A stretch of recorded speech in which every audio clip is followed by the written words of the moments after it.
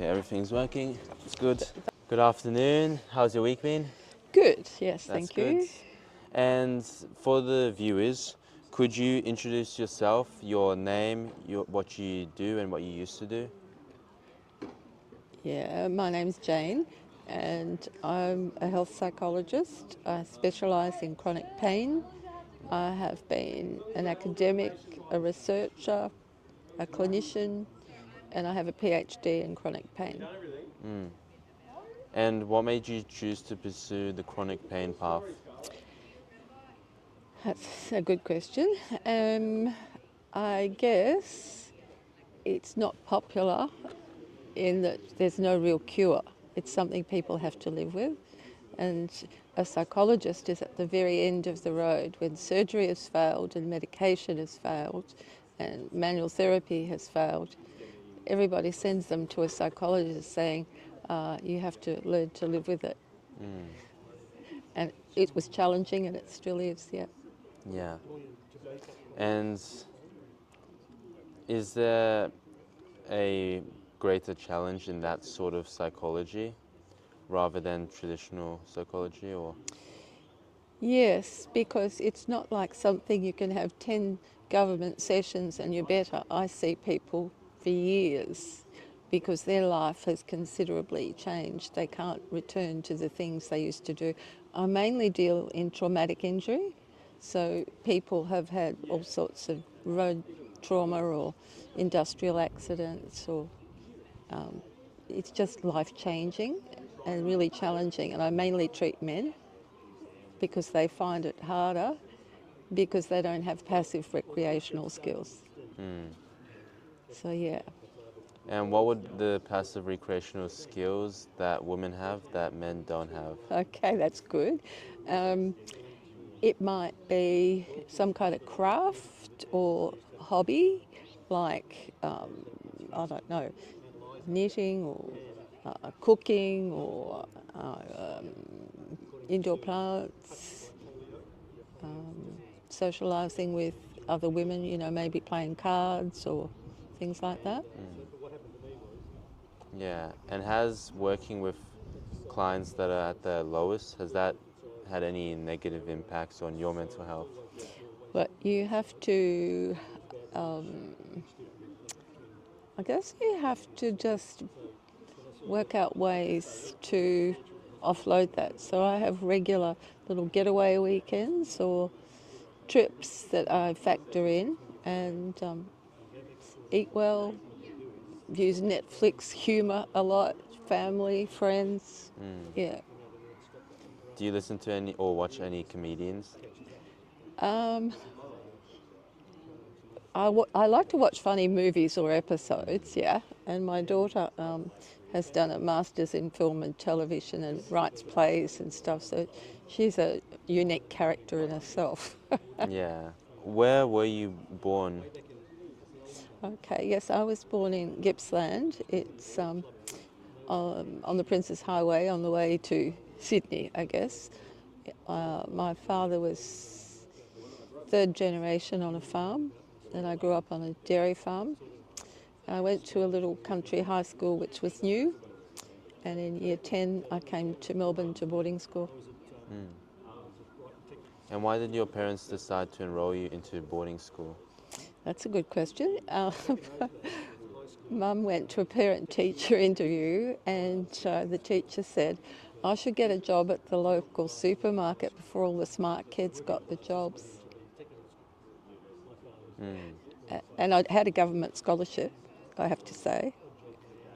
So she thought, maybe Jane can do better than that, thankfully. And have you found the boarding school had a positive impact on you? I hated boarding school. It was the pits. But I went to school with some amazing people. Noni Hazelhurst, the actress, have you heard of her? I haven't. Okay, she's in quite a few movies, and there were a lot of women who were, it was all girls, so girls were able to be smart. You didn't have to wear short skirts or be cute. You could be intelligent. You could be whatever you wanted to be. You couldn't in a country high school. Right, yeah. And were there lower grades in the country high school versus the suburbs or versus the metropolitan area? Well, in those days, new teachers went to those schools. I had some brilliant young teachers who I later on came in contact with in Melbourne. One of them was a chemistry lecturer at RMIT because I taught aerospace engineers there for a period of time. I came across him and other really inspirational teachers, but they moved on fairly quickly. Yeah. When did you get your start teaching aerospace engineers? Um, about 20 years ago. I had an academic friend who taught organisational behaviour there, and my original degree was in that kind of psychology, and he asked me to come and teach there, and I did. And what made you interested to pursue teaching aerospace? It was another challenge, and I thought, oh yes, why not? Yeah.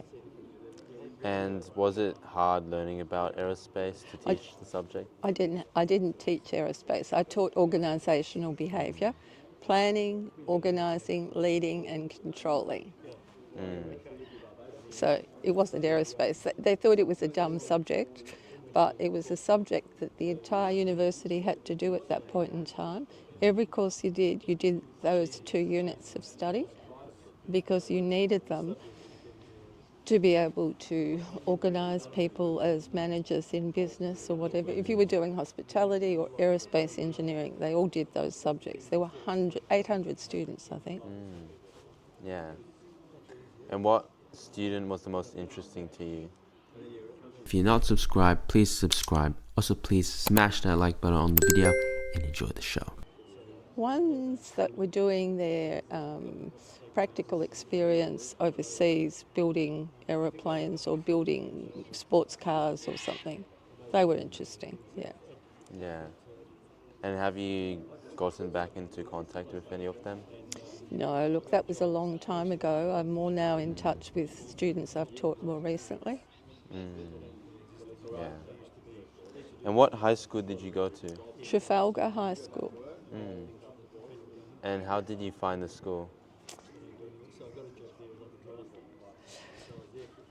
Well, I went to a primary school that there was one teacher for the whole school. So there was only 11 students there. So going to any kind of high school after there would have been a bit of a culture shock. And I guess I wasn't really very interested in anything I was doing, I don't think. That's not a good thing to be saying to a student, is it? I mean, it's pretty common comments from students. Yeah. Sometimes it just takes time to find what you want to do. And also, as you mature and start thinking about your future more, you tend to be more interested in learning or knowledge or Yeah. finding your direction. It's just something that captures your attention and you want to find out more or do more or, yeah. You have to connect. Yeah. That's maybe what's wrong with learning at the moment. Connection. Seeing how it fits in your world. And the public speaking skills you developed from teaching, were you a confident public speaker at the start? I still am not. I've spoken at conferences around the world, and my trick was holding a paperclip and twisting it so I distracted myself from hundreds of people. No, I didn't like it. I loved the research, I loved the preparation, imparting knowledge, but I didn't like that sort of look at me. Yeah. And what advice would you give to anyone who's anxious about public speaking to develop a confidence to stand on stage and to share their points? I think everyone has to find their own tool, but one that a lot of people have used is to look at a person, or I use this in my private practice with people too, imagining someone has a hole here and it just it's blank and there's nothing there. So there's all these people with nothing there. So you've got an opportunity to put something there. And they can't judge because there's nothing there. Yeah. That's one way, but the paperclip, fixing on a particular place in the room, preparing like you would if you're going on stage, wearing something you feel good in, you feel comfortable, just going and doing it, then afterwards having something to do to debrief, something you enjoy. Yeah. Yeah. What were you thinking on your first ever time standing on stage? I'm trying to remember when that was, because it would have been, I guess the first time I didn't think of it. It was the times after that when you become your own critic, and that's when I think you think about it more. It's not so much the first time. It's not like performing as an actor or an actress or a musician. The first time you do it, it's experimental, and it is always after that too, because your audience is always different. Even the same students in the same course, from week to week, they're different. Depends what's happening in their lives. Yeah. So I'm not a guru on that. Right, yeah. What suburb did you grow up most in? Oh, in Gippsland, in the country. How would you describe growing up in Gippsland? It was a male's world. Women weren't considered to have any kind of prospects of having a career.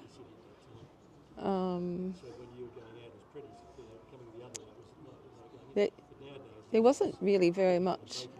It was before internet, right? It was before Netflix. It was before mobile phones. So it was relatively isolating living on a farm, but the weekends I spent with my grandparents, so my brother and so we went to church, we played sport. Sport was an important part of the country community, yeah. What sort of sports? I was bad at it. The rest of my family were brilliant. My dad was he played league football for a bit, and my brother was a great sportsman, my cousin, so I was pretty useless. I played tennis, golf, that's about it. Have you ever played paddleball or squash? Yeah, but yes, I have, yeah. Snooker, I'm not bad at that. Do you prefer tennis still? No. I broke my wrist last year with my grandson playing tennis. Right. Yeah. So no tennis. Maybe you can use your Left hand. left hand, yeah. Possibly, but then if I fell and broke that one wouldn't work very well either. Yeah. And what was the rehab process when you broke your wrist? It was in South Australia. I went to Victor Harbour Hospital for the day. They x-rayed it, they put it in a splint. I came back to Melbourne. I went to a sports doctor, a hand physician and a hand therapist. And 6 weeks later I went to Sicily Yeah. in a split. So the rehab didn't slow me down. Yeah. And what did you end up doing straight out of high school? Well, I didn't apply for university because, to be honest, I didn't think I would get in. I had a month off school in year 12 with an appendicitis and I didn't study and I thought, I'm not going to do very well. And then I sort of did okay. And in those days, I just rang up and said that I hadn't got an offer anywhere. They must have lost my form. And I went to Teachers College at Geelong. I didn't like that, so I moved to Teachers College at Monash, secondary teaching. I did 2 years there. I dropped, this isn't a good story, is it? I dropped out of there after 2 years because the only subject I passed was psychology. Then I went to work for the government, the Industries Assistance Commission, and they paid me to go to university, and then I kept going and I did finish. And you finished a Bachelor of Psychology?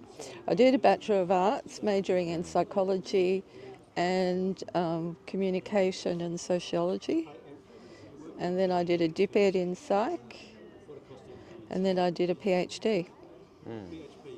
A PhD in? Psychology, research. I researched the effect of meaningful daily activity on chronic pain symptoms, depression, anxiety, hopelessness and disability. Mathematically tested that. And has your studies helped you understand your own mental health better or help cope with certain issues you've had in the past with it? Well, to a certain extent, yes. I suppose so. You get a better understanding of things, yeah. I think you get a greater tolerance. Yeah. Did you also learn about reading body language? Oh, yeah. That's interesting because in 2020, when we went into crazy lockdown, I was working for a local community health centre. I've had a few companies and things contacting me to work for them. I haven't looked for a job in 25 years. So it's not, it's just coincidental, a lot of the stuff I've done. Anyway, I was at a community health centre and we had to do telephone counselling, and it was meeting a new client on the phone, and a lot of the younger psychologists said, oh, that's going to be impossible. But actually it was really easy, and people told you things that they wouldn't have told you if they were face to face, because it was giving that distance for them to communicate. So it's interesting what you've said. Yeah, I don't do face to face now, I only do Zoom. But you can tell on a telephone by a person's voice or whatever. Yeah, you get used to knowing what means what. Like the Yeah. way you're looking at me now. You're thinking, right? Yeah. Yeah. And from the first time before the interview, how would you analyze my body language when greeting you? Well, I wasn't specifically looking for that. I mean, I'm here as a volunteer with a group of older Melbourne people, so I tend to shut off. But now that you're asking, that you were well presented, you were well groomed, you were polite and you were confident. Would you say that's true? I try to aim for that. Yeah. Yeah. None of those are bad things. Hopefully not. And what ended up being your first job? My first job in a nursing home on a Sunday when I was at university. Which subject fascinated you the most during high school?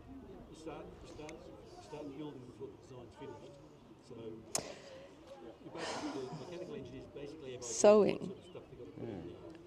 Probably I'm a frustrated fashion designer or something. But that wasn't a career option then. Yeah. 'Cause I- It's textile, it's colour, it's creation. 'cause I'm not sure if we have a subject with like sewing like that. Well, you probably don't.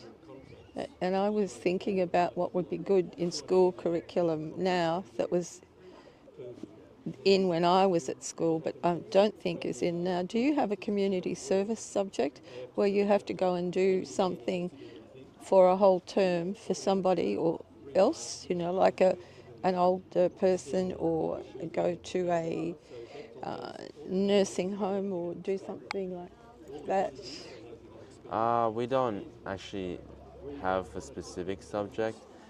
We have done certain community things through different subjects like this one, and then the year nines went to a primary school for another subject. But it would be good if we had a community connections or like a volunteering subject. Yeah, I guess by all the bad things that are happening with young people in the community, perhaps understanding how difficult it is for some people to just live and them having to commit weekly to go to that person and talk to them or do something for them, help them shop or whatever. It just might be a good thing to connect with people at a level which is respectful, but it's also meaningful. Yeah. Do you have any children? Yes, How many? 2, And what gender? one of each, a male and a female. I mean, Yeah. yes, sorry, yeah. Yeah, they identify as he and she. Yeah. Yes, And which one's oldest? she. And what do they do for work? Currently, she's done about 3 or 4 degrees, but currently she's teaching a student that has no verbal or physical capacity to communicate at a government high school, and a group of boys with low literacy skills. She did an arts degree, a dip ed at Melbourne. What else has she done? The film and television masters at Melbourne, and a diploma in counselling. Yeah. Does that explain? It does. And what did your son do? Okay, he went straight from school to Melbourne Uni. He did a double degree in accounting, finance and information systems, and he was a chartered accountant. He then was a strategic planning manager at BHP. He was then a house husband. He chose to look after the boys so they didn't have a nanny, and his wife stayed at work. And now he's just gone back to work after 4 years as some kind of a manager at South Australian Water, strategising infrastructure or something. Yeah. And as a member of Bayside City Council, would you say Bayside is doing a good job at maintaining the community and improving it?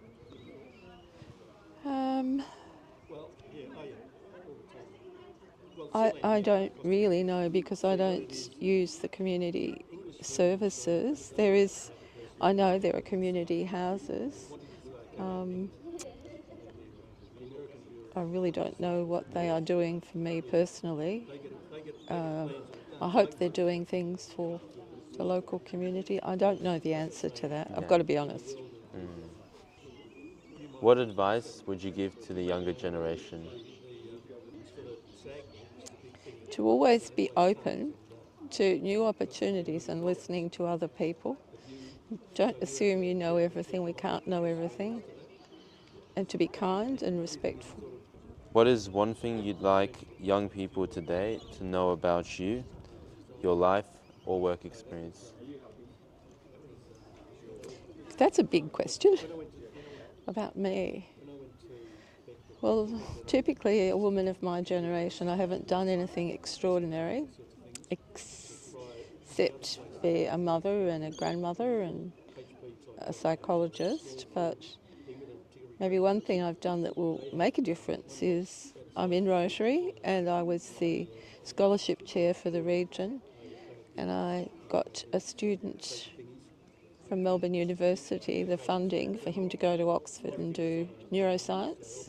He's just finished that, and he's got a PhD now, scholarship from Oxford to do neuroscience. He's growing brain cells in a petri dish, and he and his researchers will be able to help with Alzheimer's and dementia of all kinds, any kind of neurological diseases, because the drugs, they will learn about how these structures grow. So that's something I think I've done that's been useful. Yeah. What was it like being on a chair board?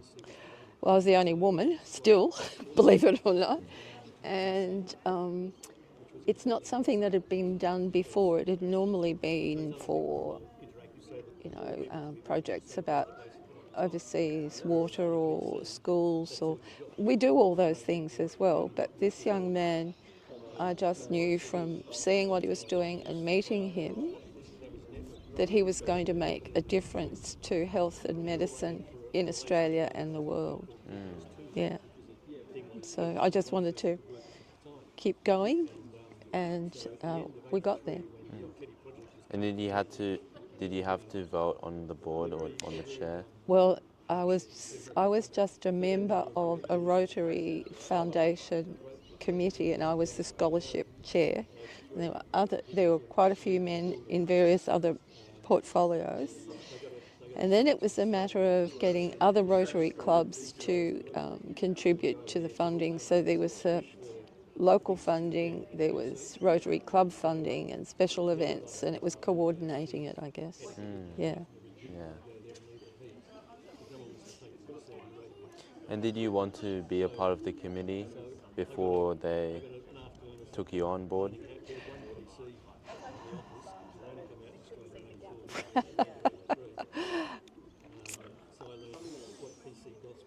Maybe. How did the management treat you at your first job? First job. Oh, that was at the nursing home. That wasn't really like a full-on job. My first full-on job was at a company called CRA. It's now Rio Tinto Zinc, a mining company, and I was in their public relations area. In those days, people wrote letters, believe it or not. There was no email, no mobile phones or texting or podcasts. So if a shareholder or a stockbroker or anyone wanted to know something about one of our companies, they would ring and ask about it, or they'd write a letter, and you had to respond. There were, I think, 8 of us in that unit. It was in the city, and I was the youngest. And I think on reflection, I was there filling time, as a lot of young people are. I was 20, and I think they were hopeful that I'd move on, which I did. It was an interesting place to work, though. What were the customers like? Oh, that's a good question. The stockbrokers were as stockbrokers were at that time. See, they had to deal personally with companies. They didn't just do everything online then as they would now. But my role was quite often writing to the people in New Guinea in Pidgin English, because the local people were given shares in Bougainville, the mining company. That was part of the thing. And the Papuans thought, because they had shares, which I could understand why they thought that they would have a lot of money and they'd be able to get houses and swimming pools and cars and things they didn't have. And it was my role to write back to them and tell them why they couldn't, in Pidgin. Pidgin's their language? Pidgin English. I don't think I could do it now. You've never heard of it? Okay. There's some research for you. I don't think it's on Duolingo. Google it. No, I don't think so. No, I do Italian on Duolingo. How long have you been using Duolingo for? About 400 days consecutively. Never lost your streak? No. That's good commitment. Yes. Even with my broken wrist. Yeah. Any other languages that interest you? French.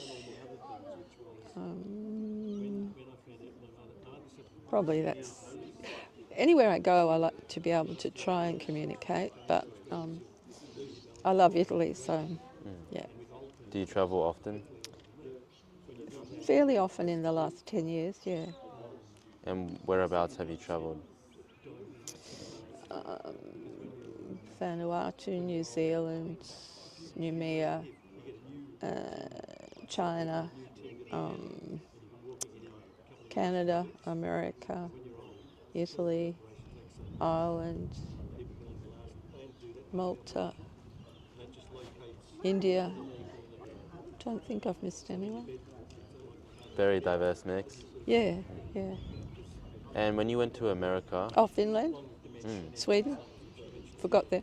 yeah, when you had your trip in America, how would you describe or how was it different, the culture in America versus Australia? Well, I guess I went to stay with my son and daughter-in-law in Houston in Texas, and they were living there and working there. So I was getting more of a local perspective. I I went to the basketball and the football and, um, you know, I did things that they did living there rather than just touristy kind of things. But the culture, my son would say, go there because there's a no-gun policy. They lived within walking distance of a very large shopping centre. He said, you're safe there, Mum, because you can't have guns there. And when I went into a bank, you were x-rayed going into the bank for guns. I'd never experienced that before. In Australia, yeah. Yeah. And did And you? in New York, it was even worse, actually, because it was really hot and the horses couldn't go out in Central Park, the carriages. But there was a man in a full uniform standing outside a department store opening doors for people. He was quite elderly too. Horses were more important than people. I thought, that's not nice. And was there more homelessness in the American cities you've been to, or less than Melbourne? Look, I guess I stayed in pretty upmarket places, so I didn't really see it. But my son and daughter-in-law used to run there a lot, and my son did a marathon there, and he said there's a lot of people living under bridges and whatever. I didn't get to those places, though, to be honest. I was in Central Park, yes, and the main drag, but I didn't get to the places where the homeless people would be. I know they were there, but I didn't see them. I've seen more in Sydney or Melbourne. And when you were doing your trips in China, was there a lot of people that knew English, or was it harder to communicate? Well, once again, you know, I was staying in Western hotels, so, you know, they all spoke perfect English. So did the tour guides. But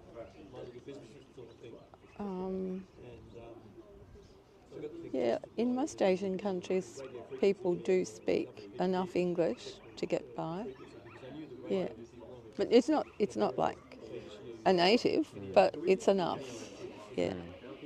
And did you feel like you were under a higher level of surveillance while you were In China, traversing in China? oh yeah, in Tiananmen Square, there's guards everywhere, and you wouldn't want to be naughty, no.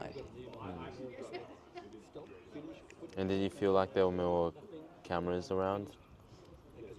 Yeah, you felt you had to be vigilant. Yeah, I must admit I didn't really enjoy Beijing or Shanghai really. Beijing, the smog was awful, and Shanghai, well, it's just not like, it's very different. I mean, India's crowded too, but it was a different kind of place to be. I didn't feel ever unsafe in India. I don't know, it's just it's a different culture, it's a different feeling. Yeah. Was there more air pollution, would you say, In America, in China? oh, yeah, sorry, yeah, absolutely. Absolutely. And I mentioned it at breakfast in the hotel one day, and the lady said, oh, it's fog. They have an answer for everything. That they're obviously educated as to what to say to tourists Definitely. in a very polite way. Yeah. And did you have any conversations with the locals about the social credit system? No, I didn't get an opportunity to really. And if the staff worked in the local hotels or shops, They were discouraged not to talk about things other than what they were there to do. Yeah. It felt very controlled. It was different in India. You could talk about whatever. So did it kind of feel sort of like a North Korea situation where they were kind of put in a position where they were told what to say and they kind of portrayed a different image of the country, and you weren't allowed in certain places where normal people or residents would be? Yes, yeah. And in Shanghai, I went with a group of people from the hotel to the market to buy food with the head chef from the hotel, and there were people all around us making us stick together and making us not talk to people, and yeah.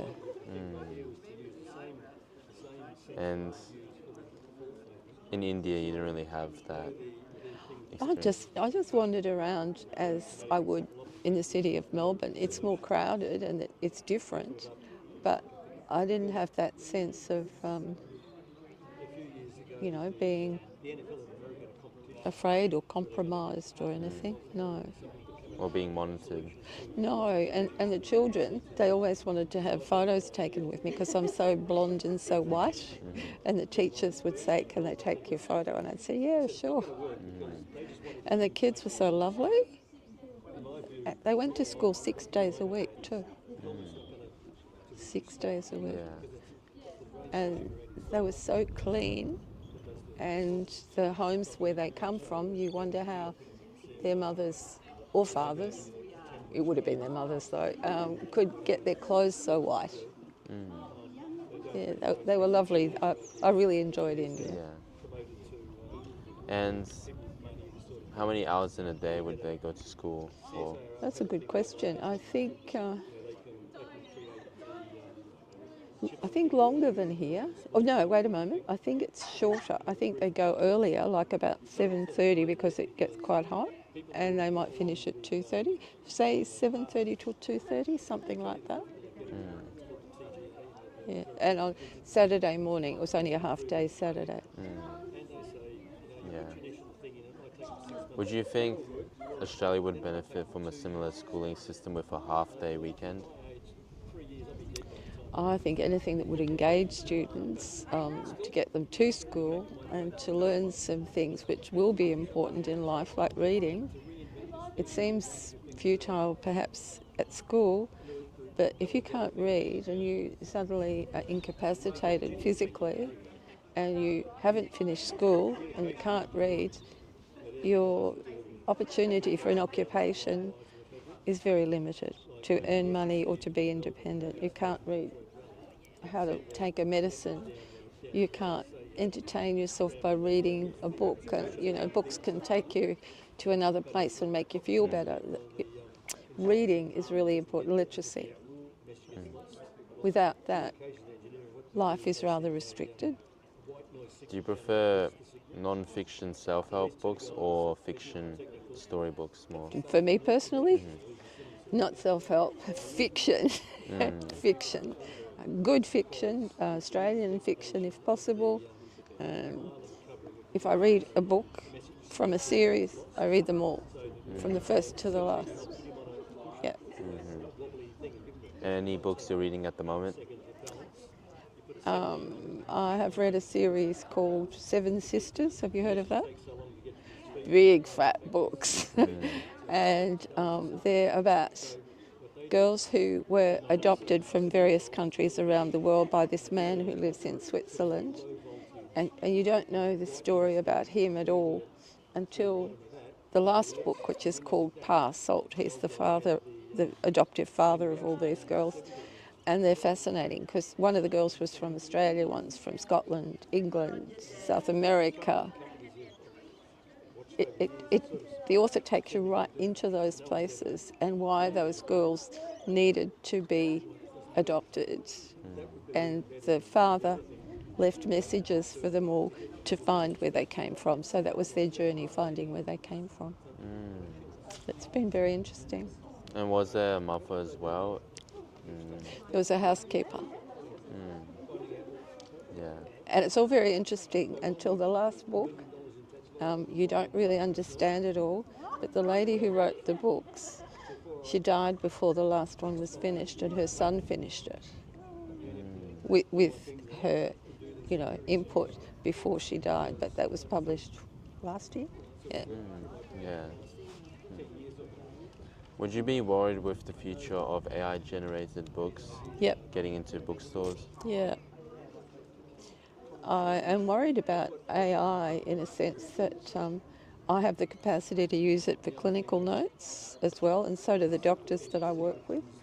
And it makes mistakes. And I was talking to a neurosurgeon about AI, and they're talking about AI for neurosurgery, no human intervention. That's kind of a topic of conversation at the moment. And he is a neurosurgeon who uses robotic technology, but as he said, what do you do if something goes wrong? He was in an operating theatre and the roof started leaking, and he's operating on someone's brain. They had to keep the water off her because the roof started leaking. AI doesn't No. do that. Yeah. And then who goes to see the patient the next day in hospital or explains why it did or did not work? Yeah. There is a place, an absolute place, but it doesn't replace thinking. My friends who are teaching medicine at Melbourne, they're thinking there should be a course in thinking, just thinking without using anything, seeing how people can solve problems with their own brain, because doctors need to. Definitely. Not only doctors. That's right, yeah, but we were just having that academic conversation. At my lifeguarding job, we started using a company called Lynxight AI, Yeah, which is a company that has specialized cameras that are connected to a software that is like an AI software for drowning prevention. yeah, And as lifeguards, we wear a special Samsung smartwatch with yeah, the software on it yeah, installed, and they kind of synchronize the watch to the cameras yeah. to try to help lifeguards with note identifying and locating certain stages of drowning. Okay, How it works is from the training, when it detects a stage of drowning, it would send the lifeguard an alert after like 35 seconds if the thing's underneath the water, yeah, and it'll make this noise. The lifeguard will see it. It'll create a map of the pool you're at, yeah, and on that map, it'll have a red dot located on the area where it's located the issue. yeah. When you swipe right, you can see a 15-second screenshot from the camera's perspective of what's happening, and you can With the person in the water, yeah. yeah, and then you can see 10 seconds before the alert was triggered, and then you can see 5 seconds before the alert was triggered, and a picture of the alert when it was triggered. And sometimes it gives false alarms, like quite often, and you have to put a thumbs down in the feedback for it to start learning over time. What are your thoughts of this sort of technology? Oh, I think it's good, and there is a place for it. In my emails today, because I reviewed journal articles for publication, there was one on using cameras in nursing homes to detect depression, pain, and anxiety in elders, because there's under treatment of depression and anxiety in older people, and pain. But I declined because in Australia I don't think we would have permission for the privacy for cameras to be in nursing homes all the time in sort of public places. I saw that it could be a good thing, but then they don't necessarily have the capacity to give consent for that, and I don't think the nursing homes would allow it either. So there's a lot of uses for technology to Yeah. improve quality of life, but um, it has to be ethical and it has to be consensual. The way the company Lynxight got around the privacy laws with the cameras, especially in an aquatic facility with swimwear, Yeah, they make sure that the cameras can't identify the individual. I believe it's sort of pixelated, like blurring, so you can only see like the figure, the shape. In your instance, that's a safety feature to save a life. In the one that I was being asked to review, the journal article, it's identifying the face and the person. You know, it's saying resident XYZ is showing facial symptoms of anxiety or depression or whatever, and they're using cameras and AI and stuff to analyse that. So that's very different to what you're talking about. Yeah. I see what you're doing as a good idea. Yeah. How do you think we could use AI to engage school students to actually become literate? Because there's here 10, 11 students who cannot read, and they've been at school. And a lot of the literacy is declining in students who are actively using AI to do all their work. And anything that would require creative thinking or critical thinking, they're just putting the prompt in AI, making the AI do the work for them. So, advice to use AI to help students become literate, maybe an AI teaching program from home that students after school, like their parents could activate it, and it could be a tutor sort of AI. But I'm not sure exactly during schools, because Why is reading considered unimportant at school? reading, Because you have to read if you do an exam. it might be considered unimportant. Well, at the moment in our schools, it's more so when you choose the subjects, there are subjects that involve reading a book and then writing about it, a specific English subject, I believe literature, Yeah. and that might be the main one. But when it comes to why schools don't see reading as important, I'm not too sure. And has it been more important in the past to the Department of Education, or has schooling in the past incorporated reading more, would you say? Yeah, because there wasn't AI, and if you wanted to find things out, one of my earlier jobs with the Industries Assistance Commission was actually going to libraries, like university libraries, using microfiche. Have you seen microfiche? It was a way of storing journal articles on celluloid, and you had to use a special reader and go through it and get the pages and actually print them off, and it was very laborious. But if you couldn't read and you couldn't use the equipment, you couldn't get the knowledge. So I guess in the past you had to have some reasonable literary skills to be able to navigate knowledge. And nowadays with voice to text, you don't even need to know how to type the words. You can just say to the... Ah, I know. With my broken wrist, my clinical notes, I had to learn to do that. But the voice to text makes a lot of mistakes. It does. If you say to, I would like to ask you how your sleep has been. It might write, I would like to ask to, TWO, you if you sleep or something. You know, you're not sure what you're going to get, so it takes you a very long time to edit the text, and you have to do it quickly or you might forget what a person actually did say. Yeah.